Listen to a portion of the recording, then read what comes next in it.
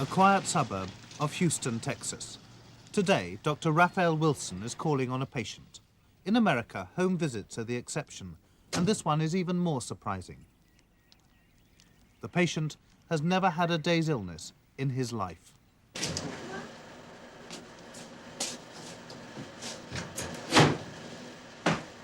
Hi, David. Are you ready? Huh?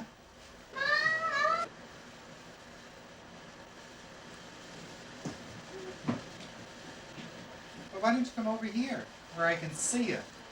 David is now 4 years old and has spent his entire life inside a plastic bubble, confined there by a rare disease called severe combined immune deficiency. It means he has no resistance to any infection. Now open up real wide.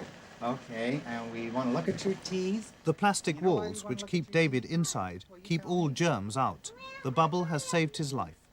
Wilson's visits always begin with a medical examination, a unique chance to observe a mysterious disease. David is a very unusual child. He was born without any immune system, and this means that he has no defense at all against any kind of infection. And if we did not protect him in such an environment, he would certainly contract something that would do him in. He would not be able to survive.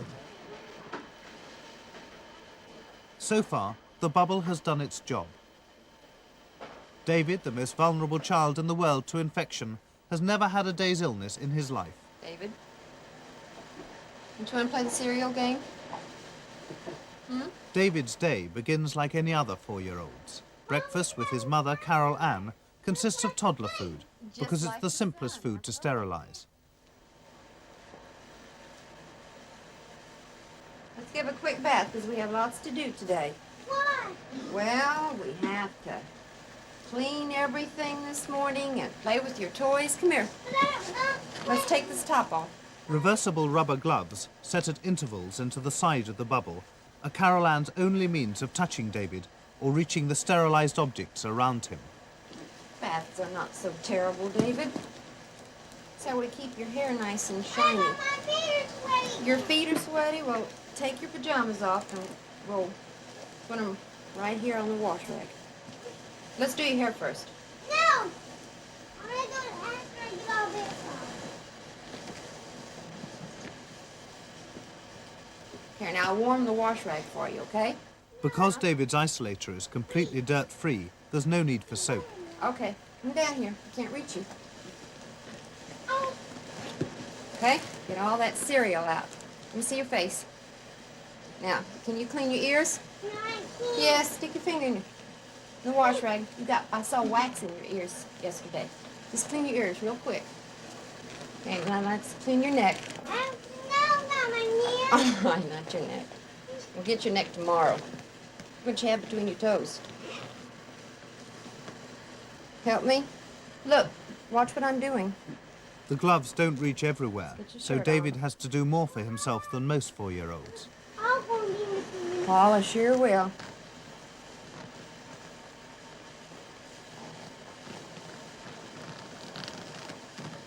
All right. Now we have just to comb your hair. All right. Now sit down. Now look at me. Can you come closer? No, I can't grab it. Come here. Let's part it. Oh, David, you look so handsome. Now do your eyes, David. Oh, David. Give Mommy a hug. Come here. Give me a hug. Let me hug you. Come here. One time. No. Why not? You look so handsome. See, this matches this. Let me see. Come here. Come here. Let me see the fish. Come here. Come here. Come here. Come here. You gonna give me a kiss? You gonna give me a kiss? Give me a kiss. Give me a kiss. Okay. Oh, look what I did. You can't put it in none. Got lipstick all over your isolator. How did I do that? The story of how David came to live in his plastic world begins before he was born, with a family tragedy witnessed by Dr. Wilson. David is the third child in this family. The first child born to the parents was a girl. She has had no manifestations of any difficulty at all. At the present time, she's 7 years old. The second child born into this family was a boy. When this child was 4 or 5 months old, he developed infections which his pediatrician was unable to control. The child was referred to us at Texas Children's Hospital, and it was only at that time that we determined that he had severe combined immune deficiency. Unfortunately, the child was overwhelmed with infection that did not allow us to put him into isolation effectively, nor to treat him. This child died. David is the third child. We had to prepare for David's birth in a very special way because our statistics that were available at the time said that there was a 50% chance that this child would have severe combined immune deficiency. If that indeed were the case, then it became our responsibility to protect him from infection from the earliest possible moment. And the earliest possible moment would be the moment of his birth. Before birth, a child is germ-free and has not come into contact with any germs or microbes. So the best approach for us to take then was to deliver him from a germ-free environment to a germ-free environment. As soon as David was born, a special hospital room was set aside for him. David grew rapidly from his birth weight of 7 pounds, but Wilson's precautions were justified when first tests showed David had no immune system. The only option was to keep him in a sterile bubble. On Thanksgiving Day in November 1971, when David was 2 months old, he went home for the first time. Placing him in an isolator had ensured David's survival until a permanent cure could be found. Since there was none in sight, Wilson was determined David should lead as full a family life as possible. By now, David's parents had been trained to cope with him. So, for the journey home, David was transferred to a portable isolator and loaded into an ambulance.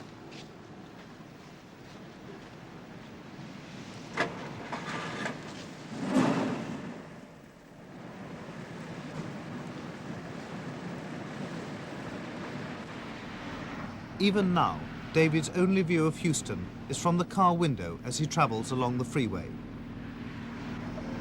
He makes this journey roughly every 6 weeks, as he spends part of every year in hospital for tests.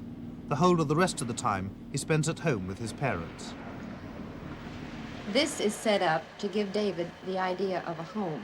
We each have rooms we sleep in, eat in, and play in, and so does David. This first isolator is the isolator that he sleeps in. Now, David likes to play in this isolator because of the perfect view that he has to our kitchen, our eating area, the utility room, and onto the garage. He can participate in the activity in the kitchen, and we can converse without me actually being in here. Throw me another kiss. Huh. David, you want to be Dracula? Huh? Want to be Dracula? No, I say. Want to be the Count? No! Then this is the connection between the two isolators, and David goes through here onto this isolator. And this is David's playroom. All of his toys are kept in here, and his potty chair. David is potty trained, which I think was a great feat, and it makes it a lot easier on me, too. He eats in here. He also watches TV in here.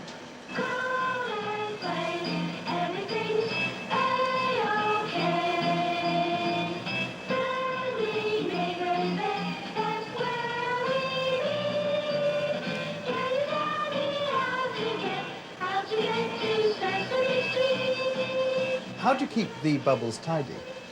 We have a routine every evening, David and I, with wash rags and water. That's all we have ever used, either cleaning David or cleaning the isolator. David has never had soap on his body, and neither has the isolator. I just go in the gloves and soak a wash rag with water and then wipe the walls like this. And David will clean where I can. And then after we finish cleaning the inside, I'll take a rag and some soap and I'll wash the outside.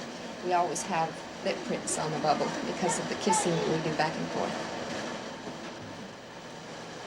This isolator is David's supply. All his food and clothing and hospital bedding is kept in here. The isolator is a very important part to David. He likes to have it freshly stocked every 5 or 6 days. What's wrong with the edges on this lid? It's sharp. They're very sharp, and what can they do to you? Cut. Cut, and then you'll bleed, right? Hmm? It'll get some blood like that. Blood, that red blue tricky. I won't trick you, I promise. Okay? Mom, how come it's all smudged? His favorite meals are spaghetti and meatballs and chocolate pudding. And he also decides what he's going to eat that day. His meals are balanced. Once in a while, for breakfast, he'll ask for spaghetti meatballs and a chocolate pudding. And then at lunch, he'll ask for cereal.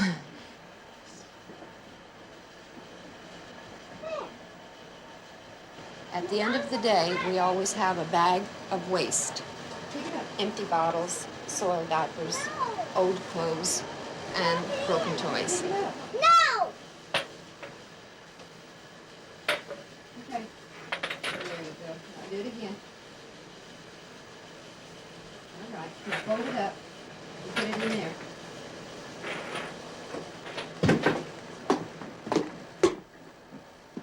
David's isolators have been planned so that Carol Ann and her husband, David Sr., can look after him without outside help. What is that? This airlock is the only way to stock David's isolator or empty it. Cleaning out the rubbish sleeve and re-sterilizing it every few days is their most laborious chore. What is your daddy spraying?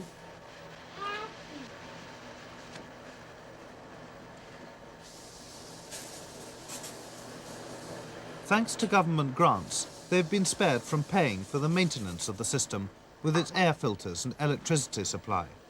Sterilised supplies alone cost £1,000 a year. David's parents pay only for his clothes, travel and toys.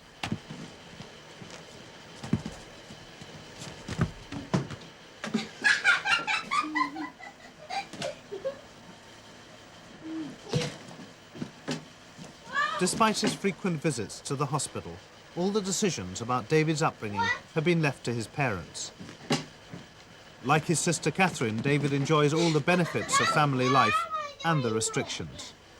When David was younger, we spanked him. Now that he's older and spankings don't mean too much anymore to David, we have to deprive David of his favorite things. What he dislikes for me to do very much is to close the room off, draw the drapes, turn the TV off, take away all his toys on the outside that he can reach and leave the room. And that upsets him very much. And he usually settles down, he becomes very apologetic and promises never to do it again. And then I come back in the room and I return the room to as it was before. Another thing is I take his record player away from him for a few days. Or I refuse to let him watch his favorite TV program for that day. And it makes an impression on David because he will eventually settle down and become the sweet, loving boy that he is. David's development in isolation has been monitored by a team of psychiatrists at Dr. Wilson's request. I don't think that it's affected his development negatively at all. As you can see, David is perfectly normal. In size, he's grown, he has matured on the scales that we expect for children during the first years of life. Psychologically, he is well balanced and receptive to his environment. He's had a tremendous amount of stimulation, which seems to have contributed not only to a normal development psychologically, but he certainly seems to be far ahead of his years at the present moment. I liken his visits to the hospital as the visits of a normal child to grandparents and relatives. That in this sense, David's family is a large family. He knows his immediate family and recognizes their primacy. But all of us are part of his family, and he responds to us as he would to uncles and aunts and grandparents, as you can see. That's why he's sitting here now. Is he like a parent or grandparent? He is indeed. At home, David's view of the outside world is through the picture windows at the front of the house. But he has many friends amongst the neighbours' children who regularly visit him.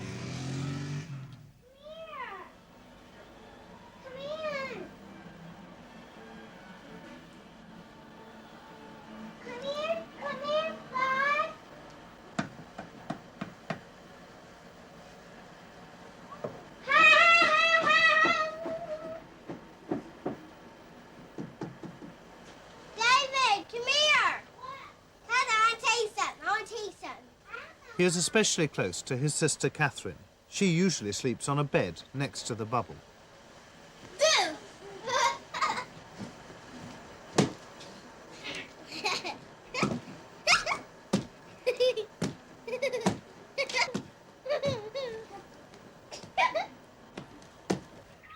A schoolteacher calls twice a week.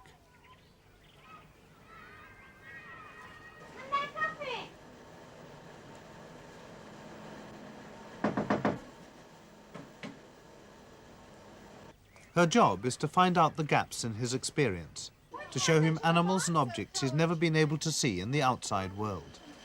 Okay, let's put this over here. And let's finish our ant farm. Oh, yeah, it looks like it did.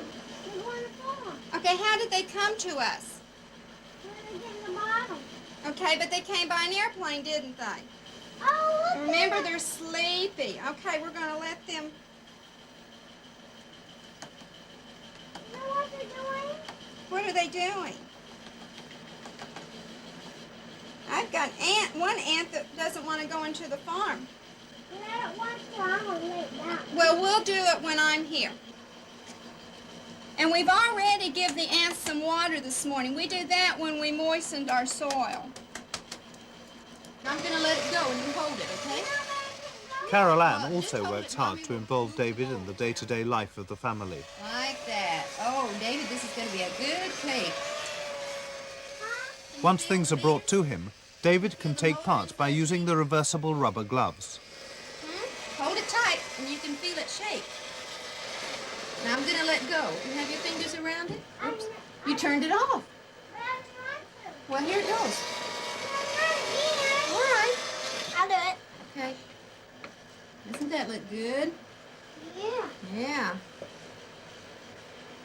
What experiences is he unable to have? Presumably, for example, he doesn't know about changes in the weather. Does he know what rain feels like? Well, he doesn't know what it feels like exactly.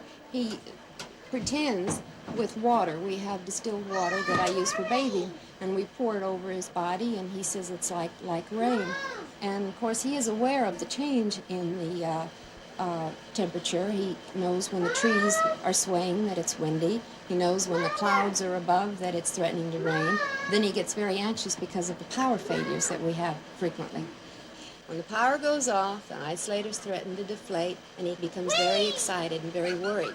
We have an alarm system set up in the house in case the power goes off at night.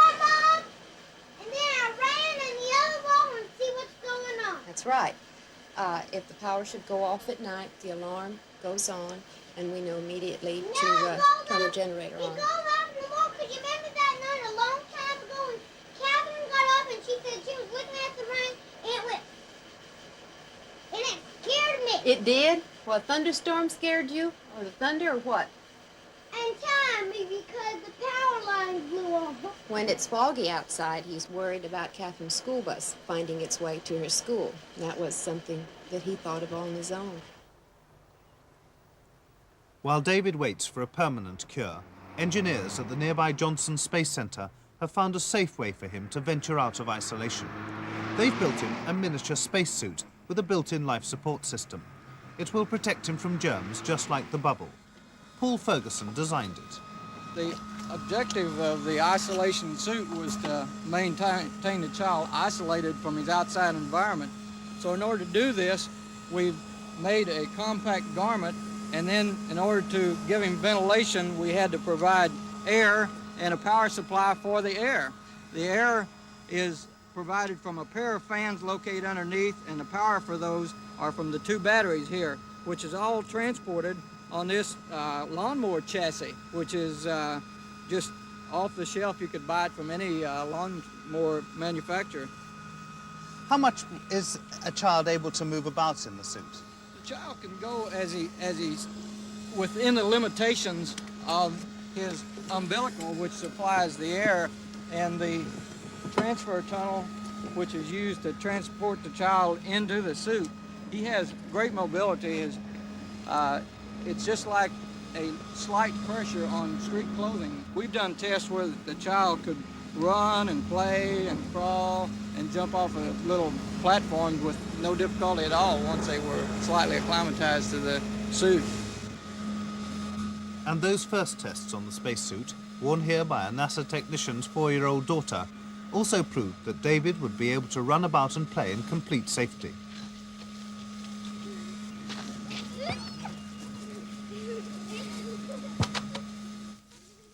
When the suit's finally ready, David will be the first to use it. How much difference will this kind of suit make to a child like David? Well, that's could only be speculated on, of course, but right now he's been restrained to his little bubble world, and he's never really been able to get out and walk and play and touch children on the outside and have a real communication with the outside world. We hope that he'll be able to walk down the street and maybe go to the zoo and see a live animal rather than drive by in a car, that he has been able to get out in cars inside of a small bubble, but this would give him a much more intimate touch with the real world. Despite 4 years in the bubble, David has shown few signs of wanting to escape from isolation. David has made just a few statements about life on the outside. Just the other night, he told me when he gets out of the bubble, he wants to sleep in a bed with Catherine. And I told him, of course, that he can. And he was concerned about what clothes, on another occasion recently, he was concerned about what clothes he would wear when he went to school. And I told him he would wear the clothes that were in the bubble. And he said, no, he didn't want those clothes. He wanted new clothes for school. And but he was talking in terms of not being in here. Could he get out of here if he wanted to? Yes, David is strong, and he has seen everything there is as far as putting this isolator together. David is so strong that we could not keep him in here if he didn't want to be. Removing a cap, which he has control over on the inside, and with a spoon or a sharp object or whatever, just cutting right through here. There are times when there's nothing between David and the outside but just a thin plastic, and all he'd have to do is just remove the cap and he'd be outside. I don't think we could restrain David keep him in here if he didn't want to be in here. Has he ever tried to get out of the bubble? No, never. Never has. He was mischievous one day and took the end of a spoon and poked a few holes in it. But he was just being mischievous and nothing else. David has never done anything that would prove to me or to his doctors that he wants out. These statements that he makes, I don't feel that he really knows what they mean. We can't keep David in here if he doesn't want to be kept in here. He's just too strong.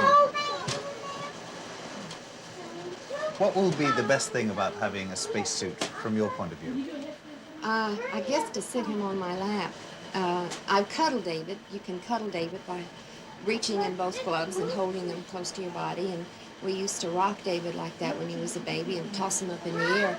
But I've never I've never had him on my lap. And I look forward to the day when I can set him on my lap and embrace him. He may not like that, but I would.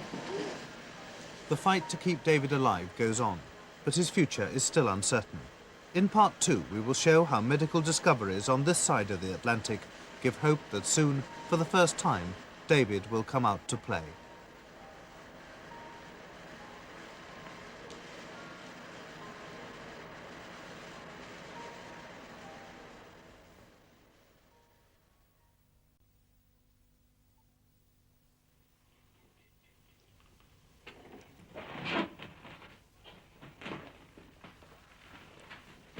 Five years ago, at Ulm in Germany, doctors opened up an isolator that had been sealed for the past 2.5 years, and a young boy called Werner was coaxed and tempted to take his first bewildering steps into the outside world.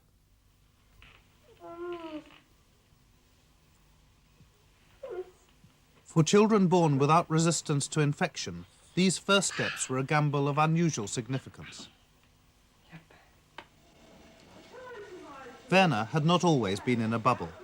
Unlike David in Texas, doctors hadn't anticipated that there would be anything wrong when he and his twin brother Erwin were born.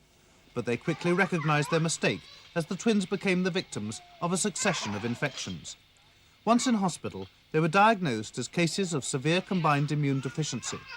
To save their lives, it was necessary to decontaminate the twins and put them into isolation. Werner and Erwin were in their bubbles for 2.5 years. At that time, the longest period of isolation in medical history. Then doctors noticed that something was happening. Slowly, the boys were developing resistance. So they decided to take a risk. They'd let the twins out. Now it was Erwin's turn to leave the safety of his plastic bubble for the more uncertain world outside.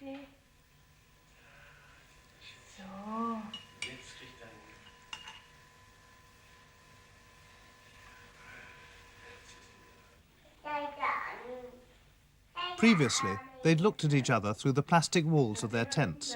Now, for the first time, they could meet and touch.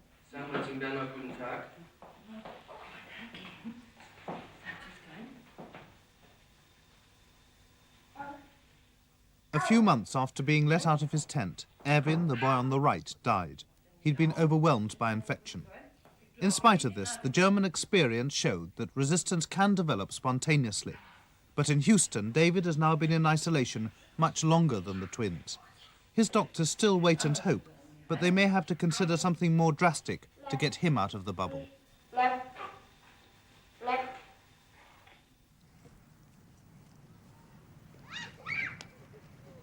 In Hyde Park, London, a little girl plays with her brother and sister. Her name is Tara Doyle, and she's almost unique. She was born 5 years ago with the same disease as David, and she almost died. Tara never had a bubble. Instead, she had something far more valuable, some bone marrow from her brother Mark, a gift which saved her life and put an end to her mother's agony.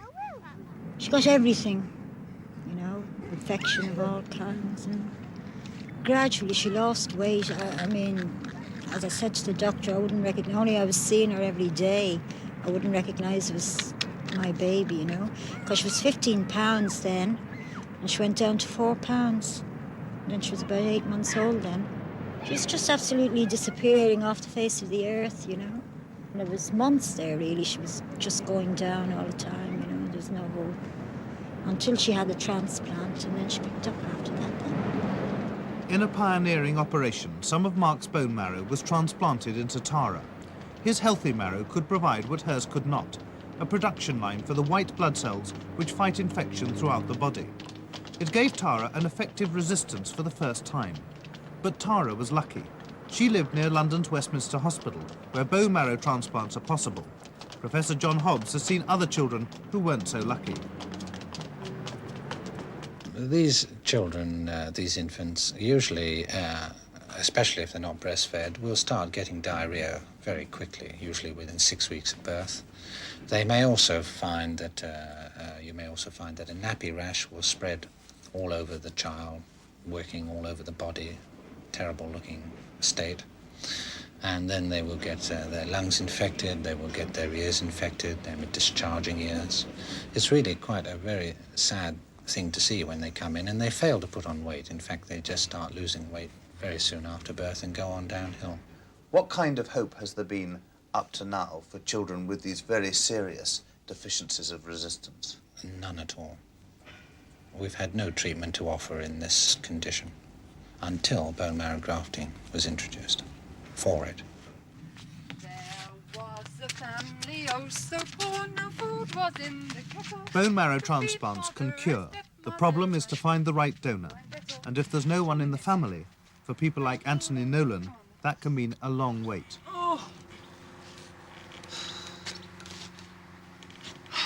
I'll give you a daisy a day. I'll give you a daisy a day. I love you until the four winds are still. Look, an apple. Anthony's blood disease means that he too is constantly threatened by infection. 4 years ago, his mother flew here from Australia for the only possible cure, a bone marrow transplant at the Westminster Hospital. But up to now, no donor has been found. Anthony has no bubble. He and his mother have isolated themselves in this house in a small village in Kent. The struggle is simply to keep Anthony alive. Inside, they live in a state of siege. From October to April, they never ever go out of the door. He has had no contact at all in his life with the outside world. He has no comprehension of the normal childhood pleasures of playing with other children, having pets, visiting other people's homes, the normal childhood things of seeing buses and trains and going in shops and all the other normal stimuli of the natural environment. These children are literally in solitary confinement. So does he never meet another child? Anthony has never played with other children, no, because, of course, it would prove fatal. If you have so little contact with the outside world, how easy is it to completely lose touch with the outside world?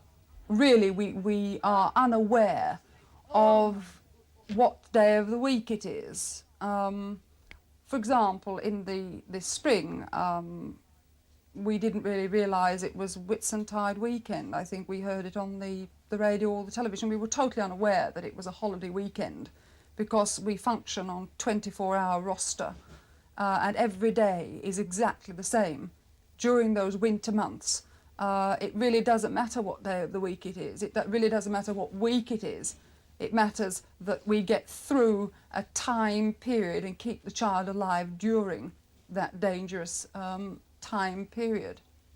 What sacrifices have you and your mother had to make to keep Anthony alive? Our entire life is subjected to keeping Anthony alive, and our total existence is Anthony Nolan.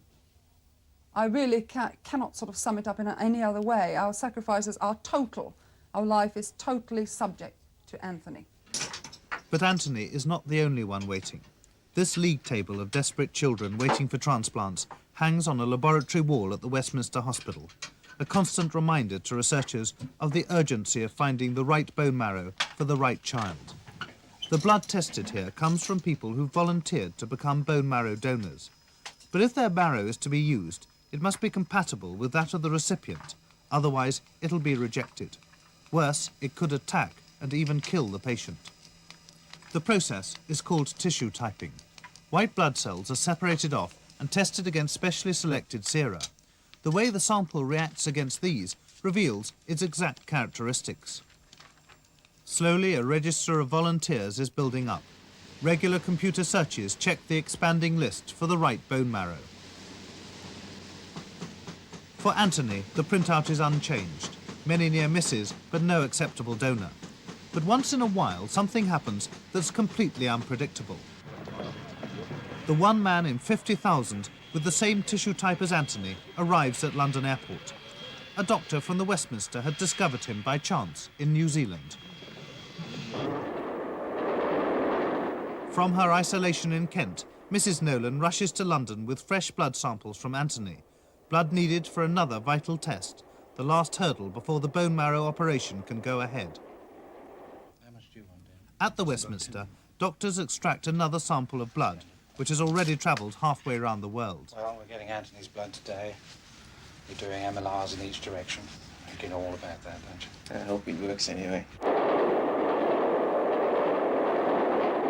Thanks very much for coming all this way. I must say, it's the best way to transport the blood inside you. Yes. I think the chances are extremely good all these coincidences, as I said, seem to fit. It seems to be the pieces of the jigsaw puzzle at last are all fitting together to make the complete picture. Let's say I have a feeling in my bones that this is it, and of course we all hope, in fact, that this is the donor, that the operation will go ahead, and that Anthony will have the chance that we waited for so long. By the time Mrs. Nolan reaches the hospital, it's already a national story. As the newsmen close in, Dr. David James, director of the Bone Marrow Register, introduces her to Marlo Ione, the man he found in New Zealand and whose bone marrow could save Anthony's life. I've been looking forward to it too, I can assure you. I've got the blood in the bag here. Absolutely tremendous. We hope this is it. Indeed, we hope this is it. And a big thumbs up, Sergeant. If this second test is successful, then of course we shall proceed with the transplant, and the chances of success then will be reasonably good. There are many problems to be solved, of course, before then. But what are the chances that Marlo will be the right donor? The chances at the moment are about 1 in 10, not more. So I think we've got to remember that it's a reasonable chance, but there are many chances against this one being successful. The odds have narrowed from 50,000 to 1 to 10 to 1. The test is a dry run of the operation itself. Anthony's blood's all right. Oh, that's fine. We've got the Simone chaps here. Anthony's cells are mixed with Marlo's to find out whether or not they'll attack each other. The results are due in 6 days. I'll give you a daisy a day. I'll love you until the four winds are still, and I'll give you a daisy a day. I'll give you a daisy a... After 6 days, the news comes. The tests have failed.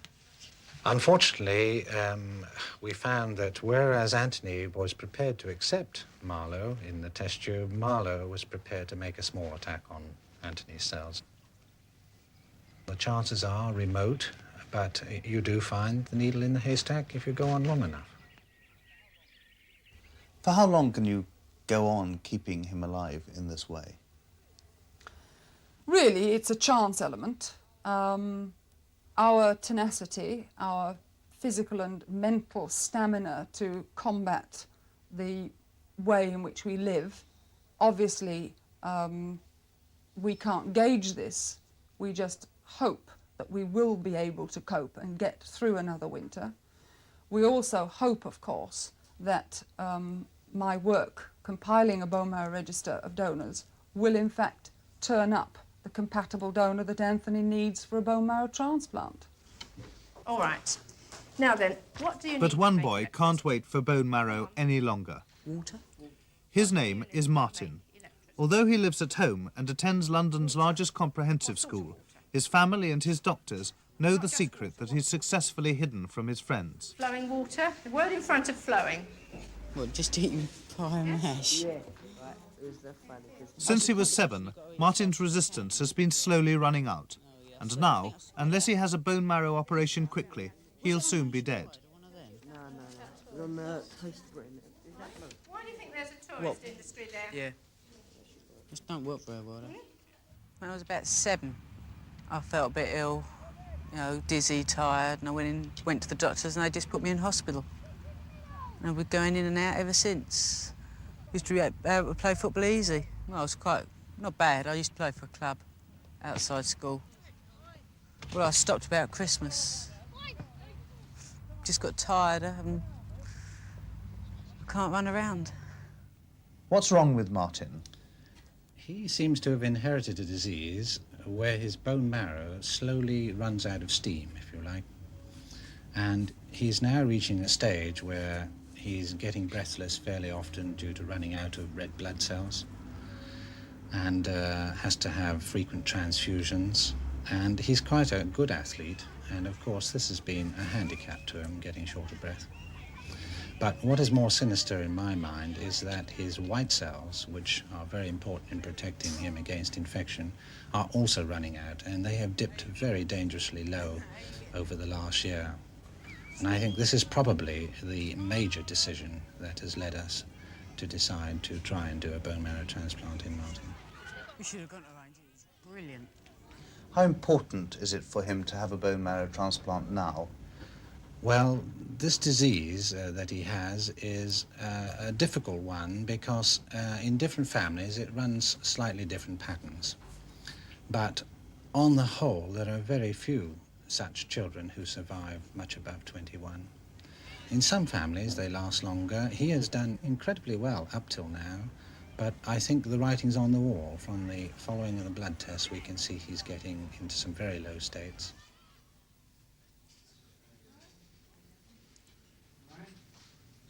Martin's operation is possible because one of his brothers has compatible marrow.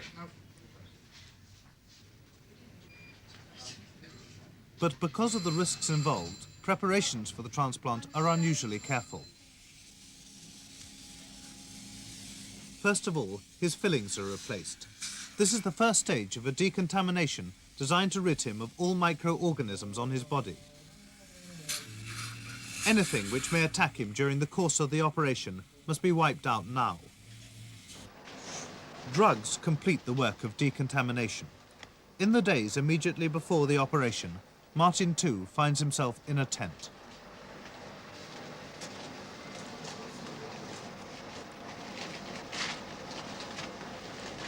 Here, he's given more drugs, this time to kill off his resistance.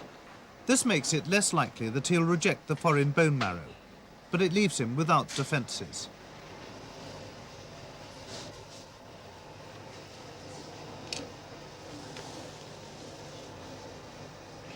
Professor Hobbs knows the risks of a bone marrow transplant.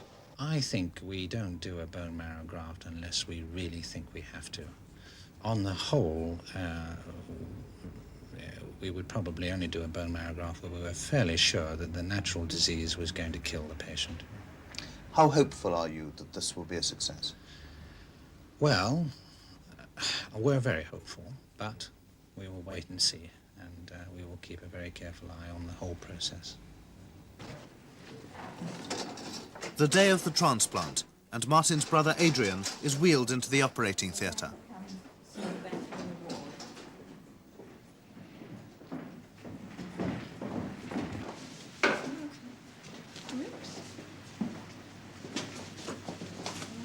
Hello, Adrian. Right, congratulations.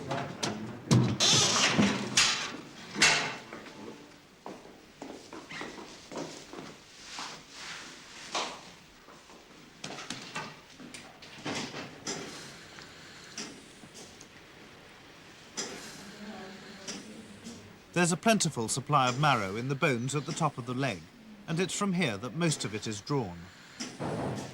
Ah, good. Good.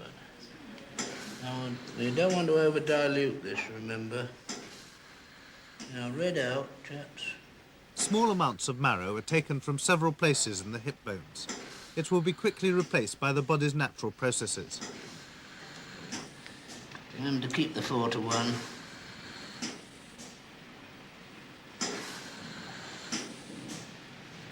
Let's see, that's right. Let's have a look, see how much you've got so far. Oh, good. How many? About 10 million. Thank you very much.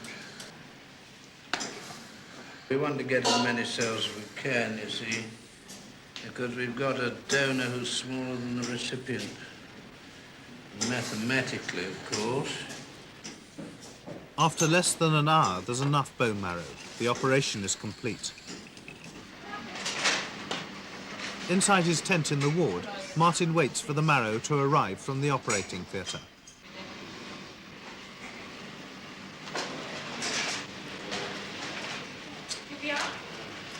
Martin, there it is, it's yours. Good to put it into the Milton, 20 minutes. While the outside of the bottle is sterilised, Adrian returns from the operating theatre, still heavily sedated, but none the worse for his experience.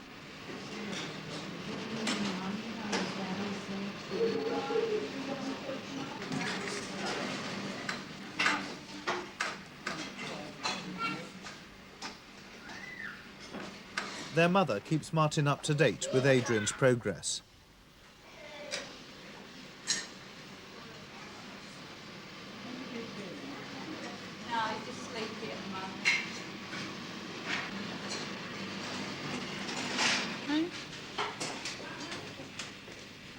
As Adrian slowly recovers consciousness, the doctors and nurses are already beginning the transplant. The marrow is passed into the tent and a drip put up.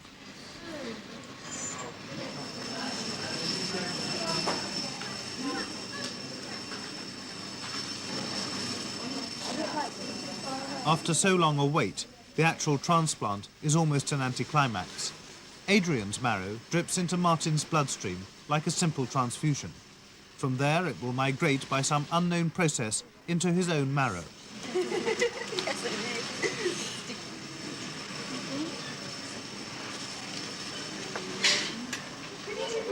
Hello, Martin. Hello. Not a blood. Yes. Just come down, just finished. Do you like it? Don't know yet, hasn't infected yet. Feel better? Yeah. A little bit queasy. Adrian's part in the operation is over, but for Martin, the dangers are only just beginning.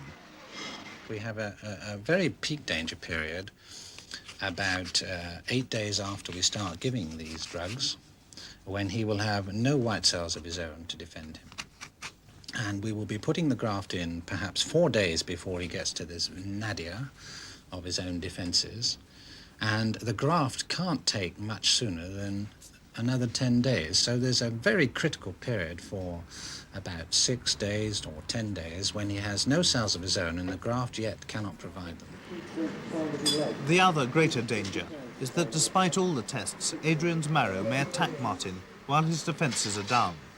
Martin is now living through this danger period. So far, he's passed through the most critical phase and is doing well. His doctors are now planning to let him out of isolation, and they hope he'll be going home in the near future. In another tent, across the Atlantic, another child still waits for the way out.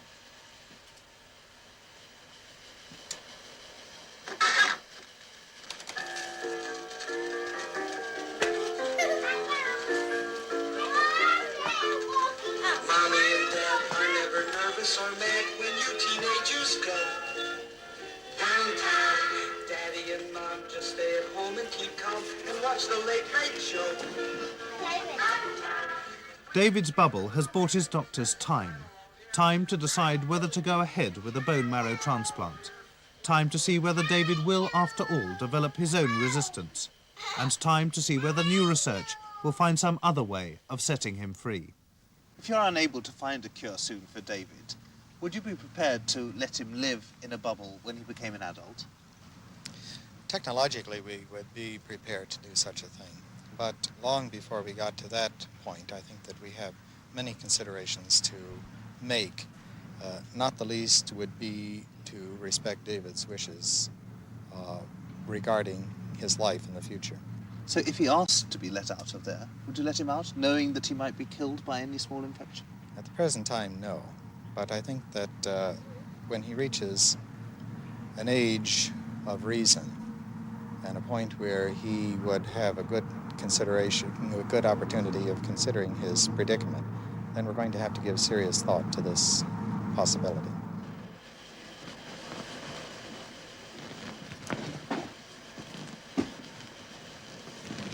How do you react when people question the idea of keeping a child like David in bubbles like these? Well, I've had very few people ask me a question like that. There've been some.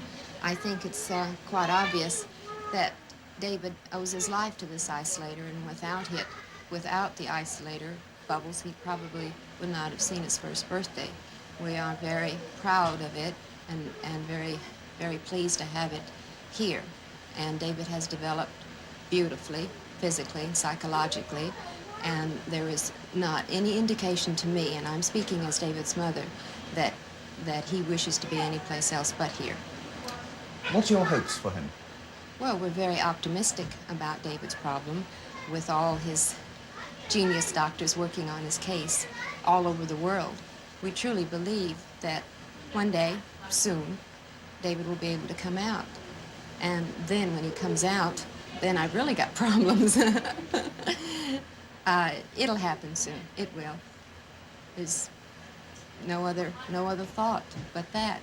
And as long as David can remain happy and jolly and very normal and very rambunctious, then we will be satisfied to go on with this indefinitely until they can find a cure for him. And they will not take him out unless they are satisfied that he can live on the outside world.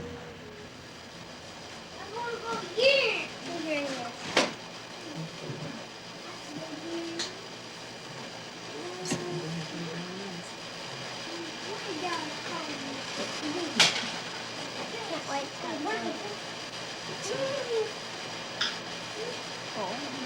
Mom! What? Did you hear what sound it made? What sound? Fuck!